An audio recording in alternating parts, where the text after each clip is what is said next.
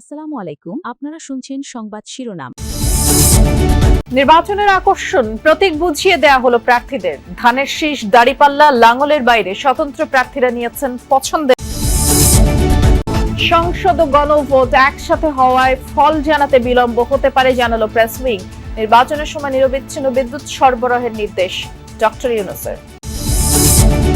সরকারি কর্মচারীদের বেতন বাড়ানোর চূড়ান্ত প্রতিবেদন প্রধান উপদেষ্টার কাছে হস্তান্তর। 1,60,000 টাকা পাবেন সর্বোচ্চ কর্মকর্তা, সর্বনিম্ন ধাপে 20,000।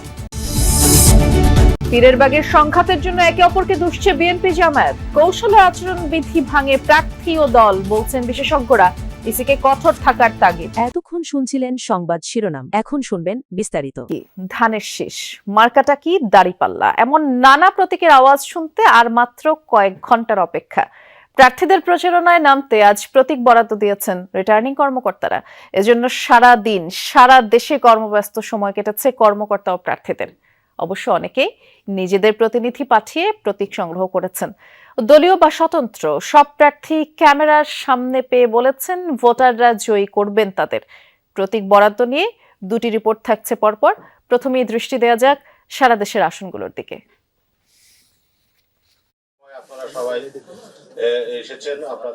সারা দেশে দিনভর উৎসবমুখর পরিবেশ। সকাল থেকে চলে ত্রয়োদশ জাতীয় সংসদ নির্বাচনে প্রার্থীদের মধ্যে প্রতীক বরাদ্দ।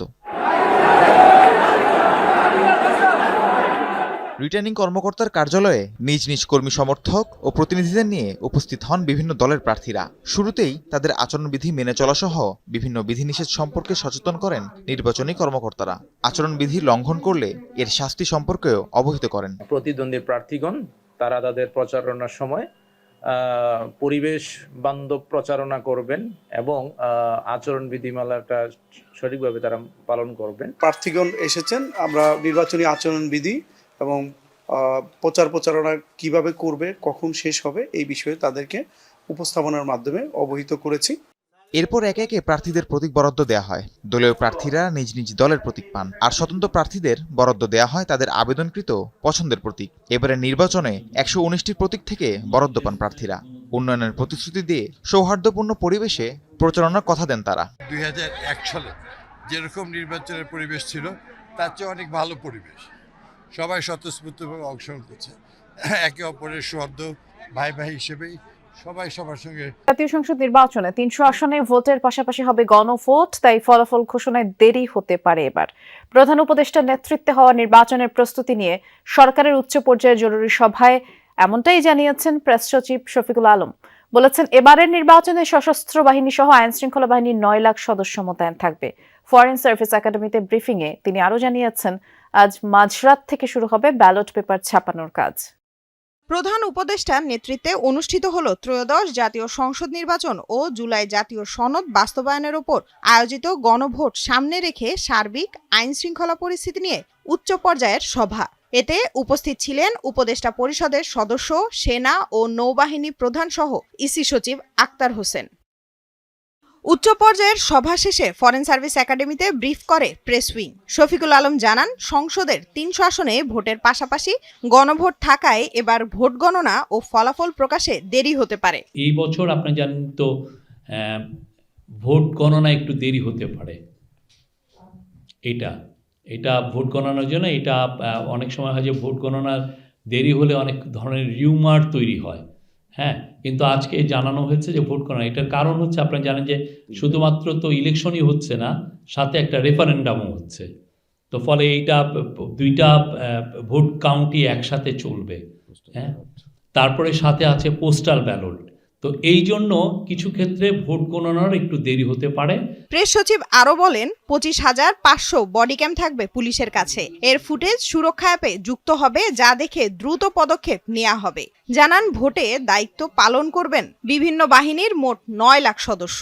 অধিক ঝুঁকিপূর্ণ ভোট কেন্দ্রসমূহে মোট 25,500টি বডি অন ক্যামেরা ব্যবহৃত হবে। ইলেকশনের দিন ফর দি ফার্স্ট টাইম এটা দেওয়া হচ্ছে এবং এটা খুবই ইম্পর্টেন্ট রোল প্লে করবে। মিলিটারি যেটা অ্যাক্টিভ কুইক রেসপন্সের জন্য স্ট্রাইকিং ফোর্স হিসেবে থাকবে, তারা রেসপন্স। প্রধান উপদেষ্টা ডক্টর মোহাম্মদ ইউনূসের কাছে রিপোর্ট হস্তান্তর করেছে বেতন কমিশন। সরকারি চাকরির 20টি গ্রেডে দেওয়া হয়েছে বেতন বাড়ানোর প্রস্তাব। এটি কার্যকর হলে বর্তমান সময়ের চেয়ে কোনো কোনো ক্ষেত্রে 1.5 থেকে 2 গুণ বেতন বেশি বাড়বে। তবে কার্যকর করা নিয়ে দ্বিধাদ্বন্দ্ব আছে। পে কমিশন গঠন করে সবশেষ 2015 সালে বাড়ানো হয়েছিল সরকারি চাকরিজীবীদের বেতন।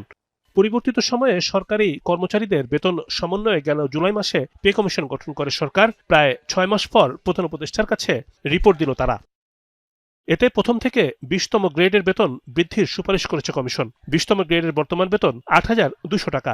সূত্র জানিয়েছে, প্রস্তাবিত রিপোর্টে এই গ্রেডের মূল বেতন সুপারিশ করা হয়েছে 20,000 টাকা। সর্বোচ্চ সচিবদের বর্তমান মূল বেতন 78,000 টাকা, তা বাড়িয়ে মূল বেতন প্রস্তাব করা হয়েছে 1,60,000 টাকা। কোনো কোনো ক্ষেত্রে বেতন বাড়ছে 2 গুণের বেশি। চলতি 2026 সালের 1 জানুয়ারি থেকে আংশিক বেতন কাঠামো বাস্তবায়নের সুপারিশ করেছে কমিশন। আগামী অর্থবছর থেকে পুরো মাত্রায় কার্যকরের সুপারিশ করা হয়। সরকারি কর্মকর্তা কর্মচারীদের জন্য বৈশাখী ভাতা 20% থেকে বাড়িয়ে 50% করার সুপারিশ করেছে কমিশন। চলতি অর্থবছরের বাজেটে বেতন ভাতা খাতে বরাদ্দ ছিল 80,000 কোটি টাকা। সংশোধিত বাজেটে এতে যোগ হয়েছে আরও 22,000 কোটি টাকা। তবে পে কমিশনের সুপারিশ কার্যকর করতে দরকার প্রায় 1 লাখ কোটি টাকা। সরকারি চাকরিজীবীদের দাবি ছিল বর্তমান বাজার মূল্য এবং জীবনযাত্রার ব্যয়ের সঙ্গে সঙ্গতি রেখে বেতন কাঠামো ঢেলে সাজানোর। পে কমিশনের রিপোর্টে সেই দাবি পূরণ হলেও এটি বাস্তবায়নে বড় বাধা এখন অর্থায়ন। ঢাকা 15 আসনের পীরের বাগে জামায়াত শিবিরের নেতাকর্মীদের মব সৃষ্টি করে মারধর করা এবং মহিলা শাখার কর্মীদের হেনস্থা করেছে বিএনপি, এমন অভিযোগ জামায়াত ইসলামীর। সংঘর্ষে জামায়াতের 25 জন আহত হয়েছে দাবি করে আমির ডাক্তার শফিকুর আর বিএনপির নির্বাচন পরিচালনা কমিটির মুখপাত্র মাহদি আমিন এই সংঘর্ষে ঘটনায় নিন্দা জানিয়ে বলেছেন, আনুষ্ঠানিক প্রচারণা শুরুর আগেই বাড়ি বাড়ি গিয়ে ভোটারদের ব্যক্তিগত তথ্য সংগ্রহের চেষ্টাও অগ্রহণযোগ্য। ওই আসনে বিএনপির প্রার্থীর দাবি, সংঘর্ষে তার দলের 6 জন আহত হয়েছে, একজনের অবস্থা গুরুতর। সিসি ফুটেজে দেখা যায় লাঠিসোঁটা নিয়ে একদল যুবক মারধর করছেন নিরস্ত্র একজনকে। পরে জানা যায় মঙ্গলবার সন্ধ্যায় এই হামলার ঘটনা ঘটে রাজধানীর মিরপুরের পীরের বাগের আল মোবারক মসজিদ এলাকায়। জামায়াতে ইসলামীর দাবি, ঢাকা 15 আসনের পীরের বাগে দলের মহিলা বিভাগের কর্মীদের প্রোগ্রাম চলাকালে বিএনপি নেতাকর্মীরা তাদের আটক রেখে হেনস্থা ও স্থানীয় জামাত শিবির কর্মীদের উপর হামলা চালায়। এ সময় আহত হন জামাত শিবিরের অন্তত 25 নেতাকর্মী। আর বিএনপির দাবি, বাসাবাড়িতে গিয়ে ভোটারদের ব্যক্তিগত তথ্য সংগ্রহ করছিলেন জামায়াতের নারী কর্মীরা। বিএনপি তাদের বাধা দিলে দুপক্ষের মধ্যে সংঘর্ষ হয়। খবর পেয়ে ঘটনাস্থলে সেনাবাহিনী, পুলিশ এসে পরিস্থিতি নিয়ন্ত্রণে আনে। এই বাড়িটিতে ভোটের প্রচারণা চালাতে আসেন জামায়াতের নারী কর্মীরা। বাড়ির মালিক জানান কি হয়েছিল তখন। এই ভোটার আইডি কার্ড নাম্বার চাইলো আর হলো গিয়া মোবাইল নাম্বার চাইলো। তারপর যখন ভোটার আইডি কার্ড নাম্বার চাইছে, মোবাইল নাম্বার চাইছে, তখন আমি ওনাদেরকে চ্যালেঞ্জ করলাম যে আপনি এটা চাইতে পারেন কিনা। এটা বলার পর ওদিকে 1 থেকে 2 জন মহিলা দৌড়তেছে। পুলিশ তাদেরকে বলে আপনারা কোথা থেকে আসছেন, ও নাম দেন। তখন নাম লিখতে যায়, দেখে কেউ মণিপুর, কেউ শ্যানপাড়া, কেউ রূপনগর, এইসব এলাকা থেকে বহিরাগত, তারা এখানে আসছে মারামারি করার জন্য। আপনি ভোটার কোন জায়গায়? আমি কিছু, আমি তেজগাঁও।